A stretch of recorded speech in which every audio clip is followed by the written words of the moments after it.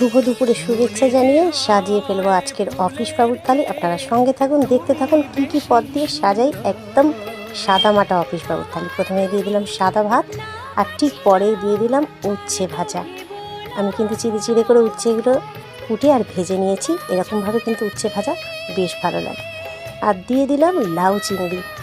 চিংড়ি মাছ কিন্তু যাতেই দেওয়া হয় সুস্বাদু হয়ে যায়। আমার ছানা তো লাউ খেতে চায় না, তাই লাউতে কিন্তু আজকে চিংড়ি মাছ দিয়েই তরকারিটা বানিয়েছি, যাতে ছানাও খেয়ে নেয় আর সবার খুব ভালোও লাগে খেতে।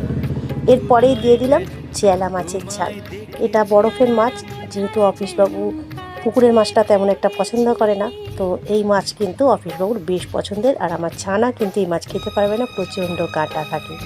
তো যাই হোক, অফিসবাবুর থালিতে দিয়ে দিলাম চেলা মাছ বেগুন দিয়ে ঝাল, আর দিয়ে দিলাম চাটনি।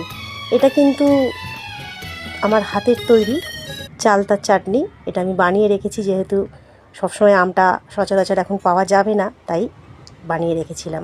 দিয়ে দিলাম, আর দিয়ে দিলাম শসার টুকরো, লেবু, আর দিয়ে দিলাম একটু মিষ্টি দই। এই ছিল আজকের অফিস বাবুর থালি। কেমন লাগলো আপনাদের অবশ্য করে কিন্তু জানাতে ভুলবেন না। সবাই সঙ্গে থাকুন, সুস্থ থাকুন, ভালো থাকুন, এগিয়ে চলুন।